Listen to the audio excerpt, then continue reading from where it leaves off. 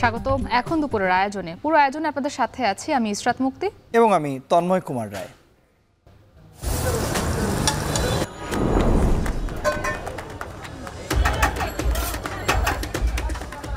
আমার পার্সোনালি হচ্ছে ফাস্টফুডই ভালো লাগে বেশি। মানুষের তো অনেক ধরনের নেশা থাকতে পারে, আমার একটা ফাস্টফুডের প্রতি এটা একটা নেশা। যারা জব করছেন তাদের কিন্তু সম্ভব হচ্ছে না বাসার খাবারটা খাওয়া। হেলথ ইস্যু থাকছেই, বাট আপনি যদি লিমিট অনুযায়ী কনজাম্পশন করেন, ইটস নট ভেরি হার্মফুল। ঘরের খাবার থেকে বাইরের খাবারটা বেশি ভোজন করে থাকি। স্টুডেন্ট চাকরি করে, বিভিন্ন প্রকারের লোক এই জায়গায় ঘুরিয়ে আঁকে, যদি খারাপ হইতো তাহলে তার খাইতো না। তারা বিকাল 3:30 থেকে শুরু করি, রাত্রে 11টা পর্যন্ত থাকে। 300-350 মানুষের খাবার আমরা রেডি করি প্রতিদিন। প্রধান কম্পোনেন্ট হচ্ছে দেখেন বার্গার বলেন, পিৎজা বলেন, স্যান্ডউইচ বলেন, সবগুলোতেই কিন্তু মেইন কম্পোনেন্ট কার্বোহাইড্রেট। তাহলে শর্করাটা বাড়ছে, সাথে কি থাকছে, ফ্যাট কম্পোনেন্ট বেশি থাকছে, অর্থাৎ চর্বির পরিমাণটা বেশি। রোগীদের প্যাটার্ন দেখতাম, এখন কিন্তু সেটা চেঞ্জ হয়ে গেছে এবং এটার জন্য ফাস্ট ফুড বা সুষম খাবার খাচ্ছেন না, এই জাতীয় যে ফ্যাক্টরসগুলো, এগুলো কিন্তু এখন একটা অ্যালার্মিং হিসাবেই আসলে যাচ্ছে। আমাদের যে ট্রেডিশনাল ফুডগুলো আছে সেটাই যদি আমরা প্রমোট করতে পারি, তাহলে হয়তো আমাদের দেশে এই ফাস্টফুড থেকে কিছুটা মুখ ঘুরিয়ে নিয়ে আসবে।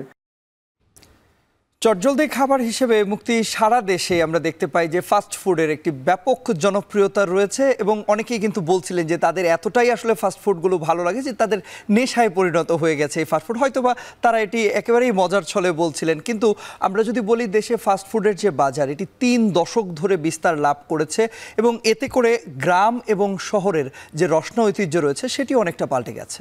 তবে চটজলদি এই খাবারে কিন্তু স্বাস্থ্য ঝুঁকিও অনেক রয়েছে, যাতে সবচেয়ে বেশি ক্ষতিগ্রস্ত হচ্ছে শিশু ও তরুণরা। তবে এর বাইরেও কিন্তু এই খাতটাকে ঘিরে দেশে কর্মসংস্থান তৈরি হয়েছে 30 লাখেরও বেশি। ঝটপট এই খাবারের নানা দিক নিয়ে এখন দুপুরে রয়েছে বিশেষ আয়োজন।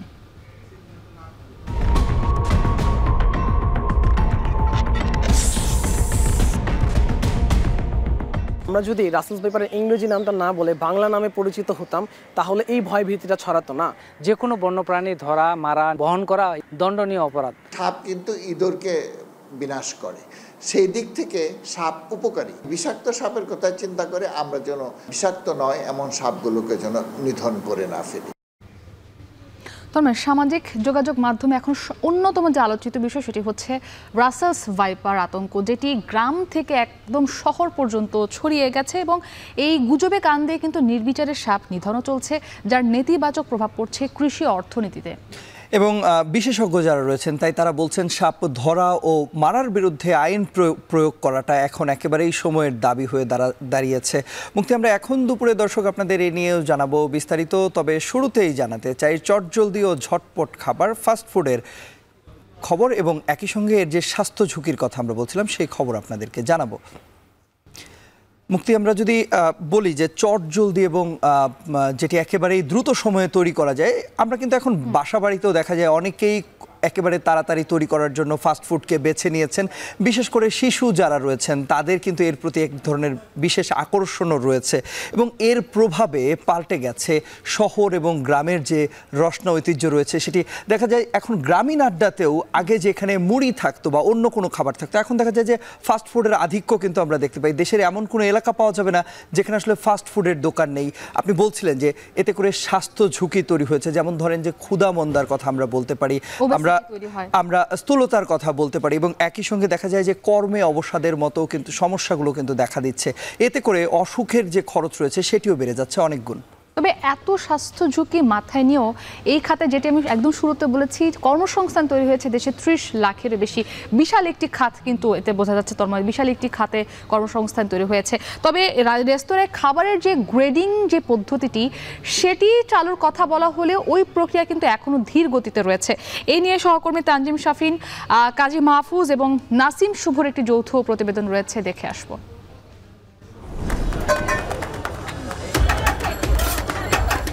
একটা শহরে রেস্টুরেন্ট বাদে কোথাও ঘোরার জায়গা নেই, সেই রেস্টুরেন্টে গেলে তো আমাদের ফাস্টফুড খাওয়াই লাগছে। ভাত মাছের থেকে ফাস্টফুডটাই হচ্ছে খাওয়া হয় বেশি, খেলেও প্রতিনিয়তই খাইতে মনে চায়। বাচ্চাদেরকে কিভাবে মানে কনভিন্স করবে কি বড়রাও নিজেরা আসক্ত হয়ে যাচ্ছে আস্তে আস্তে এই দিকটা।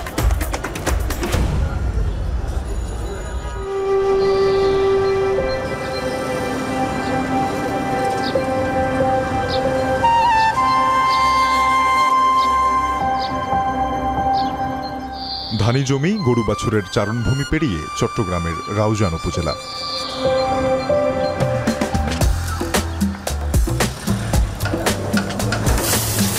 লোকালয়ে ঢুকতেই যে দৃশ্য মিলে যায় শহরের সাথে। গ্রামীণ জনপদে রাস্তার দুপাশে গড়ে ওঠা দোকান রেস্তোরাঁয় বিকেলের আয়োজনে তৈরি বার্গার, স্যান্ডউইচ, পাউরুটির ভেতর মাংসের কিমা দিয়ে চিকেন টোস্ট। সব বয়সী মানুষ এসবের ক্রেতা। এর মাঝে ঘানি ভাঙা সরিষার মুড়ি মাখা, চিড়া, নিমকি, বাতাসা গ্রাম ছাড়া হলো নীরবেই।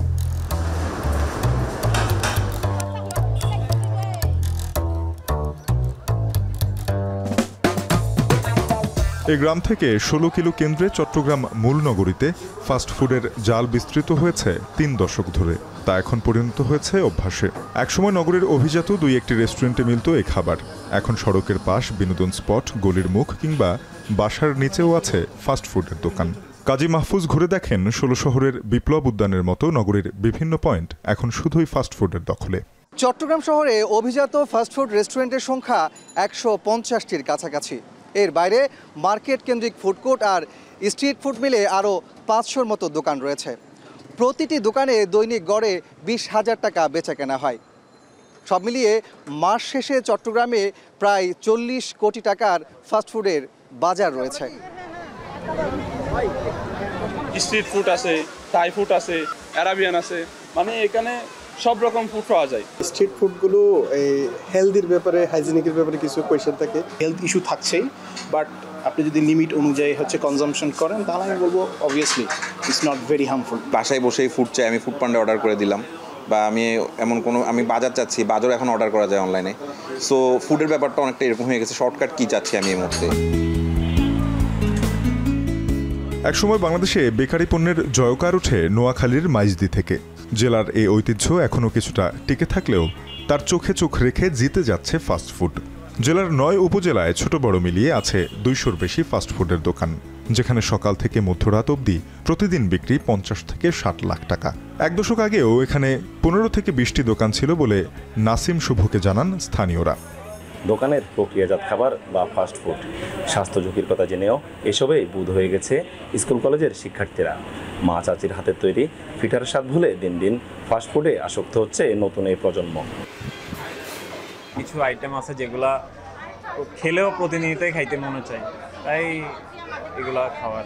তো বন্ধের দিনটা স্বামী সন্তানদেরকে নিয়ে একটু আনন্দ, একটু ঘুরে ফেরার জন্য আর কি আমরা আসলে ফাস্টফুডে আসি। ইয়াং জেনারেশন সবাই ফাস্টফুড চায়। বেকারি, শুধু বেকারি আইটেম রাখলে আমাদের ব্যবসা বাণিজ্য এটা চলবে না। পিঠা, পায়েস, পিন্নি এই জাতীয় খাবারগুলো কিন্তু এখন গ্যাপ হয়ে গেছে। এটা মা বোনেদের বর্তমান ব্যস্ততার কারণে হোক বা যোগের চাহিদার কারণে ওনারা আগের মতো তৈরি করতে পারতেছে না। এর বিকল্প তো একটা ফুড দরকার। এই ফুডটা কি নিবে? যার জন্য বর্তমান প্রজন্ম যারা বেড়ে উঠতেছে তাদের প্রতিদিনের চাহিদায় ফাস্টফুডটা স্থান পাচ্ছে।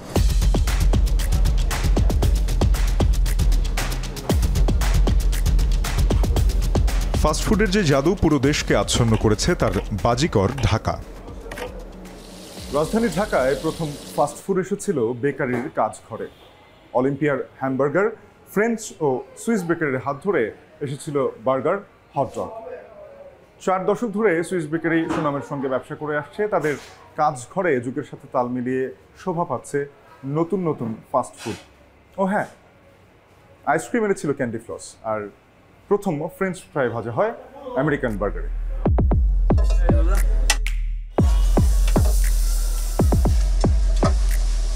ফাস্টফুডের তালিকা কেবলই লম্বা হয়েছে এরপর থেকে। 4 দশকে রেস্তোরাঁর বাইরে ফাস্টফুড ডালপালা মেলেছে ফুটপাত, পার্ক, বিনোদন কেন্দ্রে, যাতে প্রলুব্ধ হয়ে ভোজন রসিক ডুবেছে মোহে। নিয়মিত অভ্যাসে আপন করে নিয়েছে অসংক্রামক ব্যাধি। বঙ্গবন্ধু শেখ মুজিব মেডিকেলের এক গবেষণা বলছে, gastric, fatty liver, colon cancer, ডায়াবেটিসের মতো ব্যাধি লাফিয়ে বাড়ছে। দেশে মোট মৃত্যুর 67% অসংক্রামক রোগে।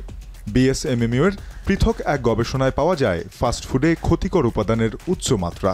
পাশাপাশি অগ্নাশয়, পেটের জ্বালায় ঘি ঢালা ফাস্টফুডের সমান্তরালে বেড়েছে গ্যাস্ট্রিকের ওষুধের বাজার। 2021 সাল পর্যন্ত 5 বছরে গ্যাস্ট্রিকের ওষুধ বিক্রি বেড়েছে 12% হারে। একই প্রবৃদ্ধি থাকলে বর্তমানে দেশে গ্যাস্ট্রিকের ওষুধের বাজার দাঁড়িয়েছে প্রায় 5,000 কোটি টাকায়। ক্ষুধামন্দা, স্থূলতা, উচ্চ রক্তচাপ, অনিদ্রার মতো শারীরিক সমস্যা নিয়েও রাজধানীবাসী নিয়মিত মুখে তুলছে ফাস্টফুড। সময় স্বল্পতা, সহজলভ্যতার অজুহাতে ভুলতে বসেছে দেশি ও সুষম খাবার। একটু নিজে একটু সেফলি থাকতেছি, কারণ আবার যেন এই গ্যাস্ট্রিকের সমস্যা করে। কারণ কিছুদিন আগে আমি ইন্ডিয়া থেকে ডাক্তার দেখে আসছি। আমি নাস্তা করি ফাস্টফুড দিয়ে, আবার ডিনার টাইমেও আমি দেখা যাচ্ছে যে বাসায় না খেয়ে আমি দেখা যাচ্ছে চাপ অথবা আপনার আদার্স যে ফাস্টফুডগুলো আছে এগুলো খেয়ে বাসায় চলে যেতাম। মানুষের তো অনেক ধরনের নেশা থাকতে পারে, আমার একটা ফাস্টফুডের প্রতি এটা একটা নেশা। আমার পার্সোনালি হচ্ছে ফাস্টফুডই ভালো লাগে বেশি। আমরা যারা অফিসে বা যারা জব করছেন তাদের কিন্তু সম্ভব হচ্ছে না বাসার খাবারটা খাওয়া। একটা বেলা হইলেও আমাদের বাইরে খাওয়া লাগছে। স্বাস্থ্যগত দিক দিয়ে কতটুকু উপকারী এইটার চেয়ে মানে বেশি প্রায়োরিটি পাচ্ছে আসলে সময় কাটাতে গিয়ে এটা একটা উপসঙ্গ হয়ে গেছে। আমাদের দৈনন্দিন জীবনে বলা যায় যে আমরা ঘরের খাবার থেকে বাইরের খাবারটা বেশি ভোজন করে থাকি। স্টুডেন্ট চাকরি করে, বিভিন্ন প্রকারের লোক এই জায়গায় ঘুরিয়ে একে যদি খারাপ হইতো তাহলে তার খাইতো না তারা। বিকাল 3:30 থেকে শুরু করি, রাত্রের 11টা পর্যন্ত থাকে। 300-350 মানুষের খাবার আমরা রেডি করি প্রতিদিন। আমার টোটাল 3টা ব্রাঞ্চ, আর ঢাকার বাইরে একটা কাজ চলতেছে ভৈরব বাস স্ট্যান্ড। গড়ে ওঠা বিরূপ খাদ্যাভ্যাসের কারণে বছর বছর চিকিৎসা ব্যয় বাড়ছে। গত 2 দশকে মাথাপিছু স্বাস্থ্য ব্যয় বেড়েছে 7 গুণ, যার 64% ব্যয় হচ্ছে শুধু ঔষধে। সরকার এ খাতে বরাদ্দ বাড়ালেও দেশের মোট স্বাস্থ্য ব্যয়ের 2/3 ব্যক্তির নিজ খরচে। চিকিৎসকরা বলছেন, ব্যক্তি পর্যায়ে চিকিৎসা ও ওষুধ খরচ বৃদ্ধির কারণ খাদ্যাভ্যাসের পরিবর্তন। ফাস্টফুডে আসক্ত হয়ে সবচেয়ে বেশি ক্ষতিগ্রস্ত হচ্ছে শিশু ও তরুণরা। প্রচুর বাচ্চা আমরা পাই যে ঘন ঘন বমি, ঘন ঘন ডায়রিয়া এবং হচ্ছে যে ওয়েট, মানে দেখা যায় যে এই বমি ডায়রিয়ার জন্য ওয়েটটা বাড়ছে না সঠিকভাবে, এটা একটা। তারপর হচ্ছে আর এর সাথে সাথে কি হচ্ছে, এটা স্থূলতাও বাড়ায়, ওবেসিটিটা খুব বাড়ায়। কারণ হচ্ছে এই ফাস্টফুডে কি থাকে, প্রধান কম্পোনেন্ট হচ্ছে দেখেন বার্গার বলেন, পিৎজা বলেন, স্যান্ডউইচ বলেন, সবগুলোতেই কিন্তু মেইন কম্পোনেন্ট কার্বোহাইড্রেট। তাহলে শর্করাটা বাড়ছে, সাথে কি থাকছে, ফ্যাট কম্পোনেন্ট বেশি থাকছে, অর্থাৎ চর্বির পরিমাণটা বেশি থাকছে। এই চর্বি এবং কার্বোহাইড্রেট এটা একটা নির্দিষ্ট মাত্রার উপরে যখনই যাবে এটা আমার বডিতে অ্যাবজর্ব হতে থাকবে, অর্থাৎ জমা হতে থাকবে। অতিরিক্ত ওজন তো অবশ্যই স্বাস্থ্যের ক্ষতিকর, যেটার জন্য এর কনসিকুয়েন্স হিসাবে অনেকগুলো ডিজিজ আসতে পারে। যেমন হচ্ছে যে আপনার ফ্যাটি লিভার ডিজিজ, এটাও একটা কনসার্ন অনেক দিন ধরেই, যে লিভারে চর্বি জমা, liver cirrhosis, liver cancer, Nash বলে একটা জিনিস আছে যে লিভারের প্রদাহ, এই জাতীয় জিনিস কিন্তু লিভার ক্যান্সার পর্যন্ত হয়ে যেতে পারে। স্ট্যাটিস্টিক্স না থাকলে আমরা স্পষ্টতই বুঝতে পারি যে ডেফিনেটলি 2 দশক আগে যে রোগীদের প্যাটার্ন দেখতাম এখন কিন্তু সেটা চেঞ্জ হয়ে গেছে, এবং এটার জন্য ফাস্টফুড বা সুষম খাবার খাচ্ছেন না, এই জাতীয় এই যে ফ্যাক্টরসগুলো, এগুলো কিন্তু এখন একটা অ্যালার্মিং হিসাবেই আসলে যাচ্ছে বলে আমার মনে হয়।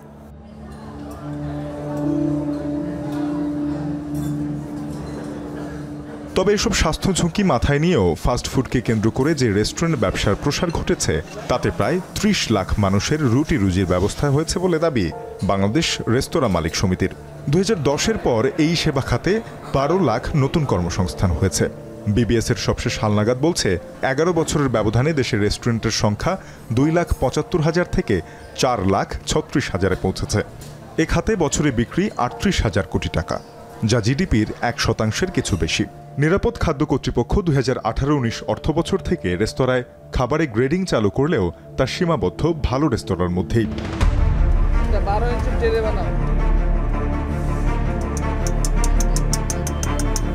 বাজার ভিত্তিক অর্থনীতিতে চাহিদা অনুযায়ী যোগান বাড়িয়ে মুনাফা করার প্রবণতা রয়েছে, যার ফলে শুধু ভোক্তা নয়, উদ্যোক্তার কাছেও ফাস্টফুড গত 10 বছরে বিনিয়োগের শীর্ষ পছন্দে উঠে এসেছে। তবে নতুন খাদ্যাভ্যাস, কর্মদক্ষতা, স্বাস্থ্য বা অর্থের উপর যে চাপ তৈরি করছে তা নিয়ন্ত্রণ কার দায়? ভোক্তা, উৎপাদক না রাষ্ট্রের? উৎপাদন প্রক্রিয়া থেকে একদম ভোক্তা গ্রহণ পর্যন্ত বিভিন্ন স্তরে বিভিন্ন অসঙ্গতি আমরা দেখে থাকি। তো সেই লক্ষ্যে তাদেরকে আমরা সচেতন করছি, ক্ষেত্র বিশেষে তাদেরকে আইনের আওতায় আনছি। পুরো দক্ষিণ এশিয়ায় আমরা সবার নিচে, আমাদের মাস্টার শেফ নাই বললেই চলে। এখন সময় আসছে আমাদের যে ট্রেডিশনাল ফুডগুলো আছে সেটাই যদি আমরা প্রমোট করতে পারি তাহলে হয়তো আমাদের দেশে এই ফাস্টফুড থেকে কিছুটা মুখ ঘুরিয়ে নিয়ে আসবে, সেটা অনেক ফিউশন হতে পারে। গ্রাম থেকে মহানগর আমরা যখন ছুটি বেরিয়েছি ফাস্টফুডের বিস্তার চিহ্নিত করতে, তখন ক্যামেরার সামনেও পেছনে ধরা পড়ে নানান চিত্র। রয়েছে অস্বাস্থ্যকর উপকরণ, আমদানি ব্যয়, লাভ ক্ষতির হিসেব বা তথ্যের অপ্রতুলতা। প্রতিদিনের খাবারে আমরা ব্যাপকভাবে ফাস্ট ফুডে অভ্যস্ত হয়ে উঠলেও বিশ্বব্যাপী এর পরিচিতি এখন জাঙ্ক ফুড হিসেবে, অর্থাৎ যেসব খাবার শরীরের পুষ্টি চাহিদা মেটানোর তুলনায় স্বাস্থ্য ঝুঁকি বাড়াচ্ছে বেশি। আমেরিকা সহ বেশ কয়েকটি দেশে এটি একটি সামাজিক সমস্যা হিসেবে চিহ্নিত হয়েছে। বাংলাদেশে ফাস্টফুড তৈরির উপকরণ যেমন আমদানি নির্ভর, তেমনি অপরিমিত ভোগে অসংক্রামক ব্যাধি তৈরি হয়ে বাড়ছে চিকিৎসা খরচ। দেশেই ফাস্টফুড তৈরির উপকরণের একটি নিরাপদ বাজার তৈরি করা গেলে যেমন একদিকে একটি বিকল্প পণ্য বাজার তৈরি হবে, অন্যদিকে স্বাস্থ্য ঝুঁকি কমে সাশ্রয় হবে অর্থ। মায়ের হাতের ছোঁয়ায় তৈরি ঘরের খাবার রয়ে যাচ্ছে টিফিন বক্সের কোণে। স্কুল কলেজের শিক্ষার্থীদের মুখে উঠছে নানা ধরনের অপুষ্টিকর খাবার। আর এই সকল খাবারের তৈরিতে বিশেষ কোনো নজরদারি না থাকায় এগুলোর হাইজিন নিয়েও বিতর্ক রয়েছে নানা মহলে। একদিকে এই সকল ফাস্টফুড দোকানে কিছু মানুষের কর্মসংস্থান তৈরি হলেও মোটা দাগে প্রজন্ম হারাচ্ছে সুস্বাস্থ্য। তাই ঘরের তৈরি খাবারের প্রতি অভিভাবকদের জোর দেওয়ার কথা বলছেন বিশেষজ্ঞ ও চিকিৎসকরা। ফাস্টফুডের বিস্তৃতি দ্রুত সময়ে ঘটলেও এসব খাবারের মান নিয়ে কিন্তু বেশ প্রশ্ন রয়েছে। ফাস্টফুড নিয়ে কাজ করতে গিয়ে আমরা দেখেছি চট্টগ্রাম শহরের গুটি কয়েক রেস্টুরেন্ট ছাড়া অধিকাংশ খাবারের দোকানে খাবার তৈরির জায়গা এবং পরিবেশনের যে স্থান সেগুলো হচ্ছে বেশ অস্বাস্থ্যকর। আর এই ফাস্টফুডগুলোকে মুখরোচক এবং আকর্ষণীয় করতে সেখানে মেশানো হয় রং আর কেমিক্যাল। এমন অবস্থায় নিরাপদ খাদ্য নিশ্চিত করতে হলে তদারকি প্রতিষ্ঠানগুলোর কার্যক্রম জোরদার করার পাশাপাশি ভোক্তাদেরকে আরও বেশি সচেতন হতে হবে। মুক্তি, আমরা দেখছিলাম শহরের রাস্তা থেকে শুরু করে দোকান পর্যন্ত ফাস্টফুডের যে আধিক্য রয়েছে সেটি, তবে শহরের রাস্তার ধারে নিরাপদ খাবার হিসেবে হতে পারত পানীয় যেগুলো রয়েছে সেই পানীয়গুলো, যেমন আমরা আখের রসের কথা বলতে পারি। আমরা রাস্তার ধারে কিন্তু দেখতেও পাই যে জেনারেটর চালিত যেই ইঞ্জিনগুলো রয়েছে সেই ইঞ্জিনগুলো দিয়ে আখের রস আসলে বানানো হচ্ছে, কিন্তু প্রশ্ন থেকে যায় আসলে সেগুলো কতটা স্বাস্থ্যকর, কারণ যে মেশিনগুলো ব্যবহার করা হচ্ছে বলা হচ্ছে যে সেগুলো খুব একটা স্বাস্থ্যকর নয়। এবং এই সমস্যার সমাধানে স্বয়ংক্রিয় আখের রস তৈরির মেশিন উদ্ভাবন করে সাড়া ফেলে দিয়েছেন রুবাব আনসারি নামের একজন উদ্ভাবক, এবং এতে লাগবে না কোনো হাতের স্পর্শ। একই সঙ্গে যে ধুলোবালির যে সংস্পর্শ সেটি থেকেও কিন্তু রক্ষা করা যাবে। এই নিয়ে সহকর্মী আমিরুল বাপ্পির একটি প্রতিবেদন রয়েছে, দেখে আসবো। তীব্র গরমে যখন প্রাণ ওষ্ঠাগত, তখন খানিক বৃষ্টির আশায় যেন চাতক পাখির মতো চেয়ে থাকা, কিন্তু সেই আর্তনাদও যখন ব্যর্থ, তখন ক্লান্তি কাটাতে খানিকটা স্বস্তি দেয় পানীয়। এই কোমল পানীয়, ফলের জুস ইত্যাদির মধ্যে পথচারী সহ সবার পছন্দের তালিকায় থাকে আখের রস। আস্ত আখ থেকে রস আলাদা করতে হাতে চালানো মেশিন থেকে কালক্রমে আসে মোটর চালিত মেশিন, কিন্তু ইদানিং ধুলো দূষণ সহ বিভিন্ন কারণে রাস্তার পাশের এসব দোকান থেকে আখের রস খাওয়াতে কিছুটা অনীহা দেখা দিয়েছে। সেই চিন্তা থেকে সৈয়দপুরে তৈরি হয়েছে দেশের প্রথম স্বয়ংক্রিয় রসের মেশিন, যেখানে আখ একবার প্রবেশ করিয়ে হাতের কোনো স্পর্শ ছাড়াই পুরো রস বের হয়ে আসে। তুষারটা যদি আমি একবার দিই, দ্বিতীয়বার দেওয়া লাগে না, হাতের কোনো ঘাম বা ময়লা এই মেশিনে যায় না, এবং মেশিনটা সম্পূর্ণ ইনটেক, যেটা রাস্তার যে ধুলাবালি, এই ধুলাবালি ওই মেশিনে যায় না। সৈয়দপুরের মঈন ইঞ্জিনিয়ারিং ওয়ার্কশপের অন্যতম স্বত্বাধিকারী রুবাব আনসারি তার নিজের চিন্তা ও প্রচেষ্টায় তৈরি করেছেন এই মেশিন। 110 কেজির এই মেশিন প্রথমবার তৈরিতে সময় লেগেছে প্রায় 6 মাস। 3-4 লাখ টাকা আমার এই মেশিনে শুধুমাত্র ইনভেস্ট করতে হয়েছে, কারণ একটা মাল আমরা বানাই নষ্ট হয় না, আবার নষ্ট হচ্ছে, সেটা আবার হচ্ছে না। আমরা কিন্তু ট্রাই করতেইছি যে কেমনভাবে এই মেশিনটাকে আমরা সাকসেস করতে পারি।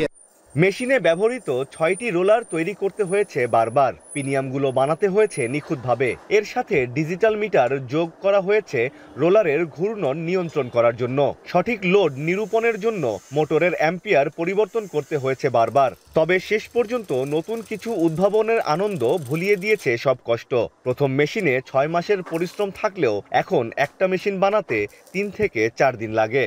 খুব চেষ্টা করে আমরা একটা আবার ধরেন পদ্ধতি চেঞ্জ করে তারপর দেখলাম যে হ্যাঁ এই পদ্ধতিতে আমাদের এখন আপডেট হচ্ছে। মেশিনটা রেডি করে সাকসেস হওয়ার পরে অনেক ভালো লাগছে মনে, যে এত সুন্দর মেশিন আমরা তৈরি করছি এখানে।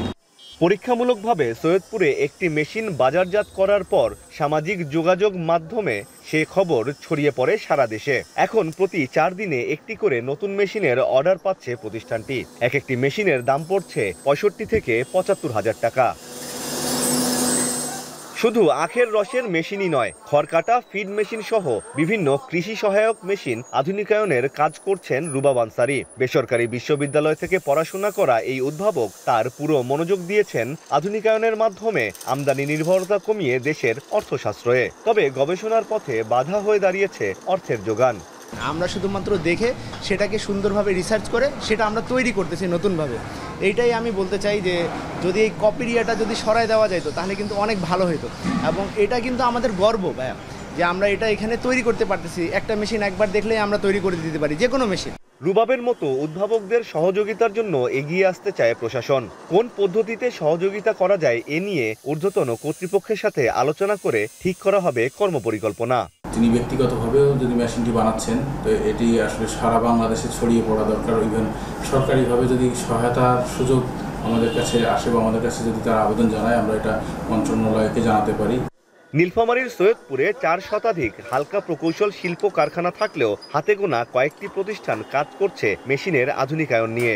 ঠিকঠাক পৃষ্ঠপোষকতা পেলে সরকারের আমদানি নির্ভরতা অনেকখানি কমিয়ে আনা সম্ভব বলে দাবি করেন তারা। আমিরুল বাপ্পি, এখন সৈয়দপুর।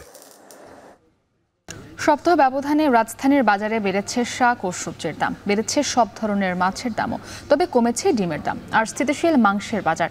এদিকে বাজার নিয়ন্ত্রণ অভিযান চালিয়েছে জাতীয় ভোক্তা সংরক্ষণ অধিদপ্তর। জাওয়াদ মাহমুদ জানাবেন বিস্তারিত। রাজধানীর ফার্মগেট এলাকার বাসিন্দা দেলোয়ার হোসেন কারওয়ান বাজারে এসেছেন কিছুটা কম দামে নিত্যপণ্য কিনতে, কিন্তু বলছেন প্রবাস জীবনে যা সঞ্চয় করেছেন তার বড় অংশই খরচ হয়ে যাচ্ছে নিত্যপণ্যের বাজারে। যে কোনো জিনিস 50 টাকা 80 টাকার নিচে নাই, যে কোনো তরকারি কিনতে লই 80 টাকা, পেঁয়াজ 100 টাকা, রসুন 200 টাকা, বাজার করতে করতেই শেষ ইনকাম। সবজির উচ্চ মূল্য নিয়ে অভিযোগ অন্য ক্রেতাদেরও, আর খুচরা বিক্রেতারা বলছেন বন্যা পরিস্থিতি ও সরবরাহ কমে যাওয়ায় তৈরি হয়েছে পণ্য ঘাটতি, বেড়েছে দাম। কাঁচামাল হইলে আমদামির উপরে নির্ভর, যখন আমদামি বেশি হইব তখন মানে আপনার দাম কমবার, যখন মানে আপনার আমদামি কম থাকবো তাহলে অটোমেটিকই দাম বাড়ে। একটা মানুষের যদি হাইস্ট আপনার 1 থেকে 1200 টাকা ইনকাম, কিন্তু খরচ আপনার অনেক, দৈনিক খরচ আছে 2700 টাকা, ঠিক আছে, খরচ আপনার ইনকামের থেকে খরচ অনেক বেশি, এভাবে পোষণ যাইতেছে না। প্রোটিনের অভাব পূরণ করে যে ডিম, দুদিন আগেও তা ছিল ক্রেতার নাগালের বাইরে, তবে ছুটির দিনে কমেছে দাম, ডজন নেমেছে 145 টাকায়। আগে ছিল 150 টাকা দর্জন, আর 140 টাকা দর্জন। লালা ছিল 150 টাকা, 27 ছিল 140 টাকা। এখন তো দাম কম, 140 টাকা, এই 145 টাকা, 135 টাকা। আগে 2 ডজন ডিম নিছি, আগের বার 300 টাকা রাখছে, এবারও 300ই রাখছে, আমি বাড়তি কিছু তার কাছে পাই নাই। ঈদুল আজহার কারণে বেশিরভাগ মানুষের ঘরে মাংস থাকায় বাজারে কমেছে মুরগির চাহিদা, তাই স্থিতিশীল মুরগির বাজার। ব্রয়লার মুরগি বিক্রি হচ্ছে 170 থেকে 175 টাকায়, লেয়ার মুরগি বিক্রি হচ্ছে 340 থেকে 350 টাকায়। আসছে তো কেনার জন্য, কিন্তু এখন দাম নিয়ে চিন্তা ভাবনা করতেছি, ঠিক আছে, হিসাব নিকাশ করেই তো আয়ের উপর নির্ভরশীল হয়ে তারপরে বাজার সদাই করতে হয়। আগে ছিল 220 টাকা 40 টাকা, এখন 170 টাকা ব্রয়লার, 75 টাকা ব্রয়লার, এত দাম কমেছে।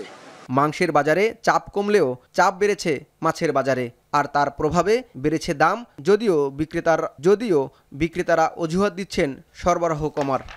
পুকুরের মাছ যা ছিল সব তো পানিতে সব চলে গেছে, এখন ওই মাছ বেশি হয় না, তার জন্য আসতে মাছের অনেক দাম বেশি। অস্থির বাজারকে সারিয়ে তুলতে নিয়মিত অভিযান চালাচ্ছে জাতীয় ভোক্তা অধিকার সংরক্ষণ অধিদপ্তর। সরকারি সংস্থাটির এই কর্মকর্তা অস্থিতিশীল বাজারের জন্য দায়ী করছেন বৈরী প্রাকৃতিক আবহাওয়াকে। আপ ডাউন করে, ক্লাইমেটের উপর এটার অনেক প্রভাব থাকে। যেমন এখন কিন্তু খুব বৃষ্টি হচ্ছে এবং আজকেও যদি খুব বৃষ্টি হয় তখন কিন্তু অনেক সবজি বা কাঁচামরিচ পচে যাবে, তখন হয়তো কালকে একটু সরবরাহ ঘাটতি হলে হয়তো এরকম ঘটনা ঘটে। মনিটরিংটা যদি আমরা ঠিকমতো করি, এবং আমরা কিন্তু করছি মনিটরিং, কিন্তু সব কিছুর মূল্য কিন্তু আমি ইনস্ট্যান্ট কন্ট্রোল করতে পারবো বিষয়টা কিন্তু এমন না। ক্রেতা কিংবা বিক্রেতা সবার প্রত্যাশা হাতের নাগালে থাকুক নিত্যপণ্যের বাজার। সংশ্লিষ্টদের দাবি যথাযথ বাজার তদারকির মাধ্যমেই নিত্যপণ্যের বাজারকে স্বাভাবিক অবস্থায় ফিরিয়ে আনা সম্ভব। জাওয়াদ মাহমুদ, এখন, ঢাকা। মুক্তি, আমরা যদি দেখি একেবারেই সামাজিক যোগাযোগ মাধ্যম থেকে শুরু করে পাড়া মহল্লার চায়ের দোকানের যে আড্ডা, সেখানেও আলোচনায় সর্বত্রই এখন রাসেলস ভাইপার, এবং এই রাসেলস ভাইপার শুধু আলোচনাতেই সীমাবদ্ধ না, এখন ছড়াচ্ছে আতঙ্ক। এবং একই সঙ্গে যারা গ্রামের মানুষ রয়েছেন বা শহর পর্যন্ত বলা হচ্ছে এই সাপের বিস্তার হয়েছে, এবং এতে করে দল বেঁধে আসলে তারা হানা দিচ্ছেন সাপের যে বাসস্থান রয়েছে সেই বাসস্থানে, যার প্রভাব কিন্তু পড়ছে পরিবেশের উপর। এবং বিশ্লেষকরা বলছেন প্রতিটি প্রাণী কিন্তু প্রকৃতির জন্য গুরুত্বপূর্ণ এবং এর নানা রকম দিকও রয়েছে। এবং নির্বিচারে যে সাপ নিধন চলছে, এটি যে শুধু কৃষি অর্থনীতিতে নেতিবাচক প্রভাব ফেলছে তাই নয়, বাস্তুতন্ত্র কিন্তু নেতিবাচক প্রভাব রয়েছে। এছাড়াও সাপ ধরা, মারা এবং বহন করলে জেল জরিমানার যে বিধান রয়েছে সেই আইন কিন্তু প্রয়োগের তাগিদ দিয়েছেন বিশেষজ্ঞরা। সহকর্মী শাহাদাত অভ্রের প্রতিবেদন রয়েছে।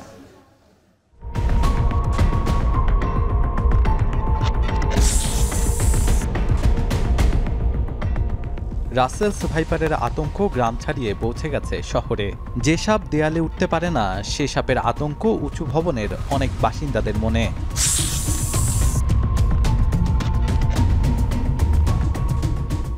রাসেলস ভাইপার বা চন্দ্রবোরা সাপ সাধারণত নদীর 1 কিলোমিটারের ভেতরে বসবাস করে, তবে গুজব ছড়াচ্ছে এটি চলে এসেছে নগরে। গুজবের প্রভাবে রাসেলস ভাইপার মারছেন অনেকেই, আবার অনেকেই ঘটা করে ঘোষণা দিচ্ছেন পুরস্কারের। আমরা যদি রাসেলস ভাইপারের ইংরেজি নামটা না বলে বাংলা নামে পরিচিত হতাম, তাহলে এই ভয় ভীতিটা ছড়াতো না। এই বছর রাসেলস ভাইপারে যা বাইট হয়েছে তার থেকে আমাদের 15-16 দিকে অনেক বেশি বাইট হয়েছে। বুঝতেই পারতেছেন তাহলে যে রাসেলস ভাইপার অনেক বেশি বেড়ে গেছে, এরকম কথাটা সম্পূর্ণ মিথ্যা এবং ভুল। এ প্রাণী পরিবেশের খাদ্য শৃঙ্খলের জন্য অত্যন্ত জরুরি। বন্যপ্রাণী ধরা, বহন ও মারা দণ্ডনীয় অপরাধ, এ যেন ভুলতে বসেছে সবাই। আইনে স্পষ্ট বলা আছে যে যে কোনো বন্যপ্রাণী ধরা, মারা নিষিদ্ধ, বহন করা, ইভেন বহন করাও দণ্ডনীয় অপরাধ। এই 6 মাস থেকে 1 বছর জেল হতে পারে, 50,000 টাকা থেকে 1 লাখ টাকা জরিমানা হতে পারে। রাসেলস ভাইপার নিয়ে 10টিরও বেশি গুজব প্রচলিত আছে। এর সবগুলোই ভয়ের জন্ম দেয়, অথচ এর কোনোটির ভিত্তি নেই। সোশ্যাল মিডিয়ায় ছড়িয়ে পড়া গুঞ্জনে ভীত অনেকেই। অনেকেই বলছে যে সাপ মেরে নিয়ে যেতে হবে, এটা কিন্তু কথাটা ঠিক নয়। এটা কেন ঠিক নয়? যে ভেনোমাস সাপ যখন কামড় দেবে তখন কিন্তু 2টো দাগ থাকবে, 2টো দাগ, ফ্যাঙের 2টো দাগ থাকবে। ওই দাগ দেখেই কিন্তু যে এক্সপার্ট, যে ভেনম দেয়, সে কিন্তু বুঝবে। 2013 সাল থেকে 2024 সালের জুন পর্যন্ত 235 জনকে রাসেলস ভাইপার দংশনের রোগী রাজশাহী মেডিকেলে চিকিৎসা নেয়। তাদের মধ্যে মারা গেছে 69 জন। 2023 সালের সরকারি তথ্য মতে বাংলাদেশে বছরে 7,500 মানুষ সাপের দংশনে মারা যায়। এখন পর্যন্ত আনুমানিক 100 জন রাসেলস ভাইপারের দংশনে মারা গেছেন। তাহলে 7,500-এর মধ্যে মাত্র 100 জন। শতাংশের হিসেবে দাঁড়ায় মাত্র 1.33%। তবে কেন এত আতঙ্ক? বাংলাদেশে 28 ধরনের বিষধর সাপ আছে এবং রাসেল ভাইপার নিয়ে লেখালেখি হচ্ছে বিধায় মানুষের মনে এটা আতঙ্ক ছড়িয়েছে। দেখবেন বেশিরভাগই কৃষককে কামড় দিয়েছে, অন্য মানুষকে কিন্তু দেয়নি। কৃষককে কেন কামড় দিয়েছে?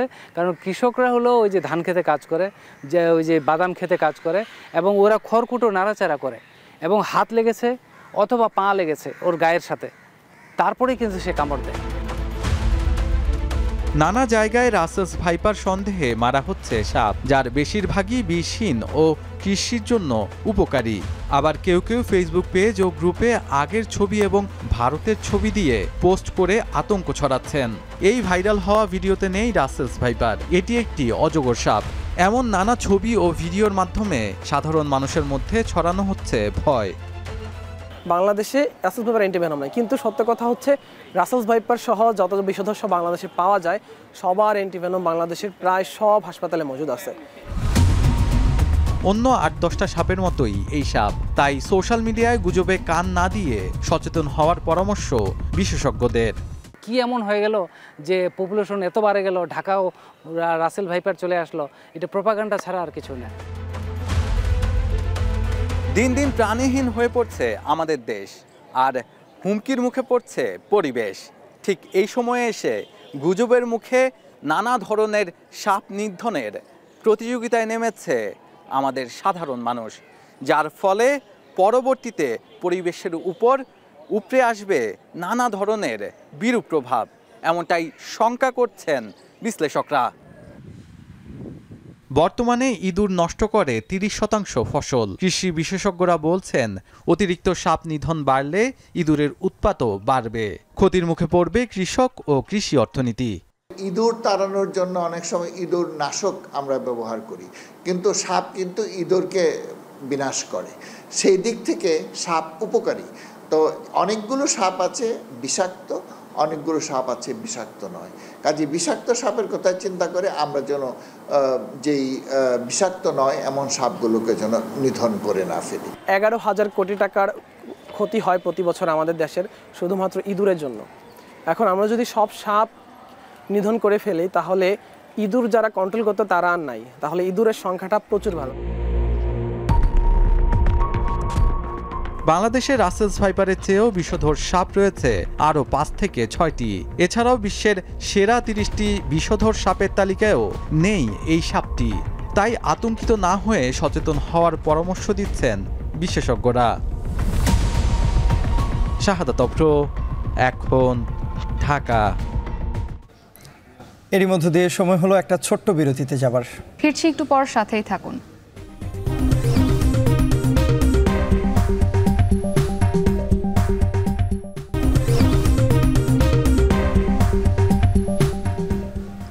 বিরতির পর ফিরে এলাম। দেখছেন এখন দুপুর। বঙ্গোপসাগরে সৃষ্ট লঘুচাপ ও মৌসুমী বায়ু সক্রিয় থাকায় আগামী 3 দিন ভারী বৃষ্টির পূর্বাভাস দিয়েছে আবহাওয়া অফিস। দেশের 4টি সমুদ্র বন্দরে জারি করা হয়েছে 3 নম্বর সতর্কতা সংকেত। ঢাকা, চট্টগ্রাম, রংপুর, ময়মনসিংহ, সিলেট ও বরিশালে পরবর্তী 72 ঘন্টা ভারী বৃষ্টিপাত হতে পারে। এতে চট্টগ্রামের 3 পার্বত্য জেলা ও কক্সবাজারে পাহাড় ধসের শঙ্কা রয়েছে। চট্টগ্রামের বিভিন্ন পাহাড়ে 6,500 ঝুঁকিপূর্ণ বসবাসকারীকে এখনও সরিয়ে নিতে শুরু করেনি প্রশাসন। একই অবস্থা রাঙামাটির 10 উপজেলায় পাহাড়ে ঝুঁকিপূর্ণ বসবাসকারীদের। যদিও প্রশাসনের পক্ষ থেকে প্রস্তুত রাখা হয়েছে 267টি আশ্রয়কেন্দ্র ও 200 টন চাল। বৃষ্টিপাত শুরু হলে ঝুঁকিপূর্ণ বসবাসকারীদের সরিয়ে নেওয়া হবে বলে জানিয়েছে প্রশাসন।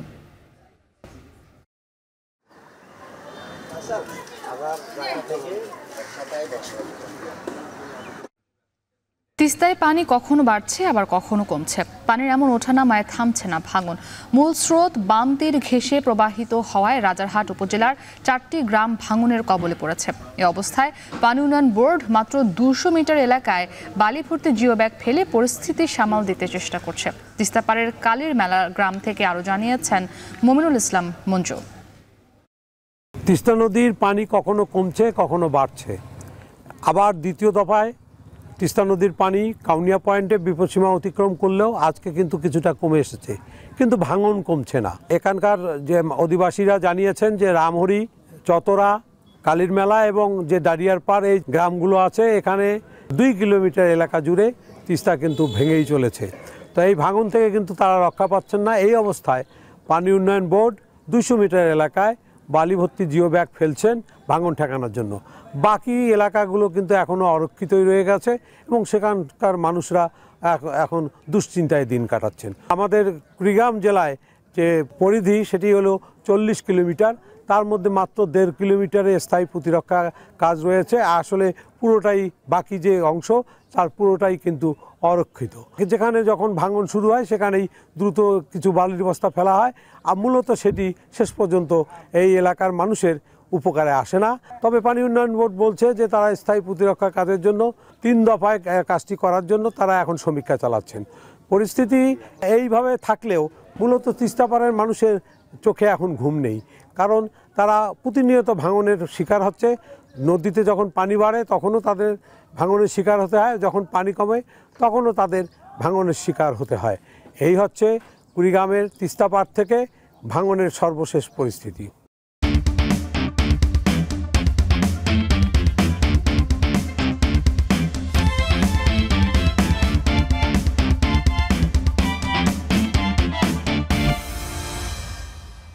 দেশবাসীর মতো বাংলাদেশ দলের সব সদস্যই বিশ্বকাপের পারফরমেন্সে হতাশ বলে জানিয়েছেন তাসকিন আহমেদ। শুক্রবার টি-20 বিশ্বকাপ মিশন শেষে দেশে ফিরে টাইগার পেসার বলেন, দলের মূল ক্রিকেটারদের অফ ফর্মে থাকাটা বেশ ভালোই প্রভাব ফেলেছে। তবে তানজিম সাকিব আর রিশাদ হোসেনের বোলিং নিয়ে নিজের সন্তুষ্টির কথা জানান তাসকিন। বিস্তারিত দেখুন তাসওয়ার নাফির প্রতিবেদনে। শূন্য হাতেই ফিরল নাকি কিছু নিয়ে? গ্রুপ পর্বে 3 ম্যাচ জেতা বাংলাদেশ সেরা 8-এ পায়নি কোনো জয়, তাই শেষটা হতাশায় মোড়ানো। আর সেই অপূর্ণতার দীর্ঘশ্বাস নিয়েই দেশে ফিরেছে বাংলাদেশ দল। মার্কিন মূল্যকে বিশ্বকাপের পারফরমেন্স নিয়ে দেশবাসীর সাথে হতাশ পুরো দল। আফগানিস্তানের বিপক্ষে শেষ ম্যাচে সুযোগ পেয়েও কাজে লাগাতে পারেনি তারা। সেখানে দলের পরিকল্পনা কি ছিল সে নিয়েও ব্যাখ্যা দিলেন সহ অধিনায়ক। লাস্ট ম্যাচটা আমরা সবাই একটু ডিসঅ্যাপয়েন্টেড হয়েছি। আমরা জেতার চেষ্টাই করেছিলাম প্রথমে 12 ওভারের মধ্যে, পরে যখন আমরা বুঝতে পারলাম 12 ওভার আসলে চেস করা পসিবল না, তখন নর্মালি ট্রাই করছিল সবাই, তাও জিততে পারিনি। সুপার 8-এ উঠছি সর্বপ্রথম। এবার ওয়ার্ল্ড কাপ টি-20 ওয়ার্ল্ড কাপে আমরা 3টা জয় পাইছি। তো পজিটিভ আছে, বাট নেগেটিভের সংখ্যাটা একটু বেশি। বিশ্বকাপে ব্যাটারদের হতশ্রী পারফরমেন্সে বোলারদেরই ছিল বলার মতো নৈপুণ্য। বিশেষ করে রিশাদ হোসাইনের সেরা 5-এ থাকা আর তানজিম সাকিবের বোলিং নিয়েও প্রশংসা করেন তাসকিন। কখনো এরকম লম্বা ব্যাটিংয়ে ব্যাট টাইম দেখিনি, আশা করি এটা খুব দ্রুতই কেটে উঠবে ইনশাল্লাহ। তানজিম সাকিব, রিশাদ এরা লিডিং উইকেট টেকারদের মধ্যে টপ 5-এর মধ্যে ছিল, আর রিশাদ স্টিল আছে। ওভারঅল হ্যাঁ ভালো করছে মাশাল্লাহ। এটা খুবই পজিটিভ সাইন যে আমাদের বাংলাদেশ থেকে অনেক ফিউচার স্টাররা উঠে আসবে। দলের 2 সিনিয়র ক্রিকেটার সাকিব মাহমুদুল্লাহ দেখাতে পারেনি ব্যাটে বলে মুনশিয়ানা।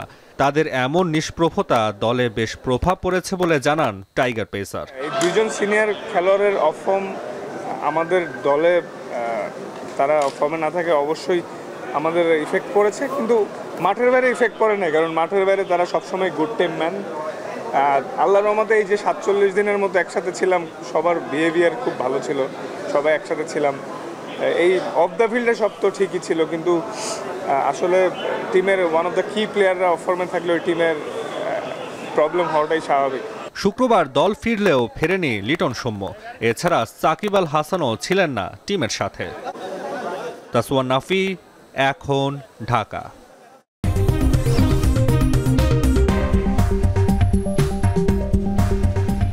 ফিরে এলাম বিরতির পর। দেখছেন এখন দুপুর।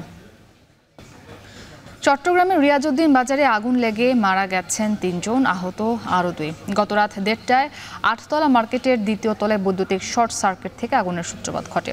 এ সময় পুড়ে যায় 4টি দোকান। চট্টগ্রামের সবচেয়ে বড় পাইকারি মার্কেটটি অগ্নি ঝুঁকিতে থাকায় আতঙ্কিত কয়েক হাজার শ্রমিক ও কর্মচারী। হোসেন জিয়াদের প্রতিবেদন।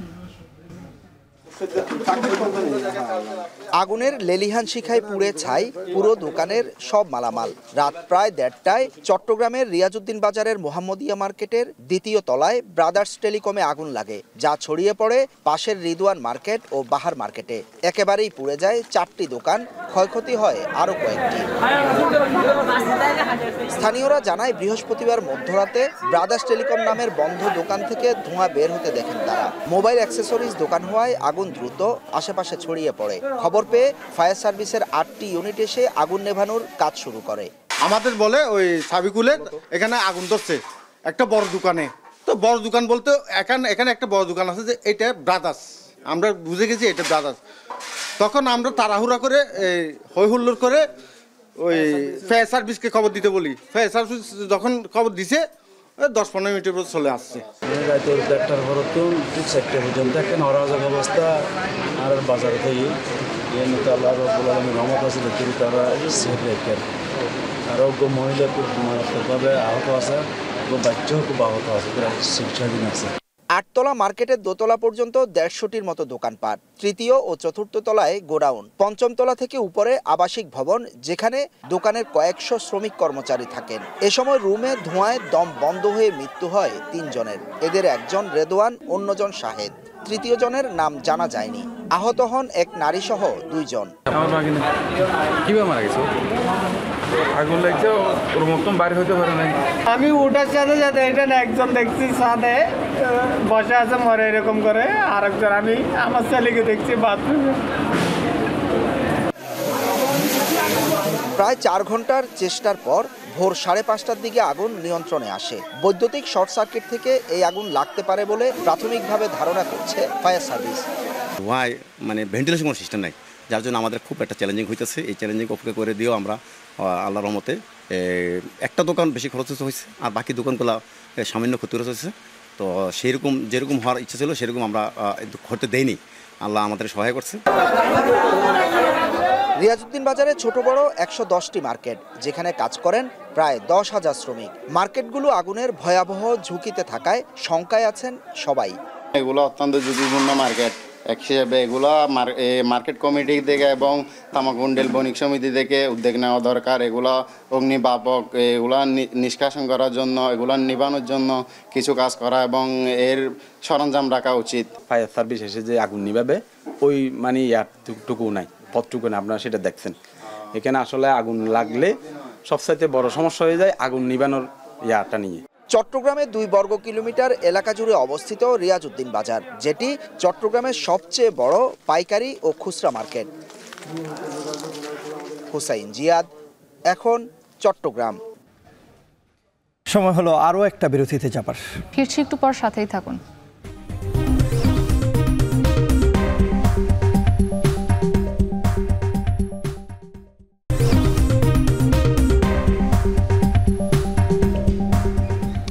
আবারও স্বাগত বিরতির পর। দেখছেন এখন দুপুর।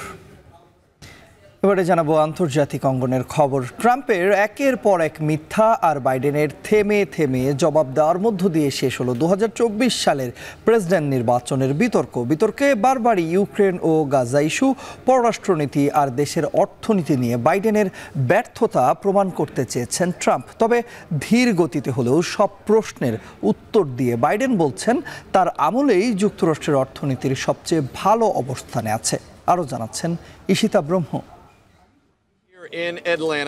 কোনো ধরনের সৌজন্যতা ছাড়াই আটলান্টায় সংবাদ মাধ্যম CNN আয়োজিত প্রেসিডেন্সিয়াল বিতর্কে অংশ নেন মার্কিন প্রেসিডেন্ট জো বাইডেন ও সাবেক প্রেসিডেন্ট ডোনাল্ড ট্রাম্প। বিতর্ক চলাকালীন কিছু ক্ষেত্রে বক্তব্য চালিয়ে যেতে বেগ পেতে হয় জো বাইডেনকে। অন্যদিকে এই সুযোগে দেশের অর্থনীতি অভিবাসন নিয়ে বাইডেনের ব্যর্থতাকে তুলে ধরেন ট্রাম্প। অভিযোগ করেন 2020 সালে প্রেসিডেন্ট নির্বাচনে কারচুপি হয়েছে। বলেন তার সময়ে দেশের অর্থনীতির যে শক্তিশালী অবস্থা ছিল তা অনেক দেশের কাছেই অনুকরণীয়।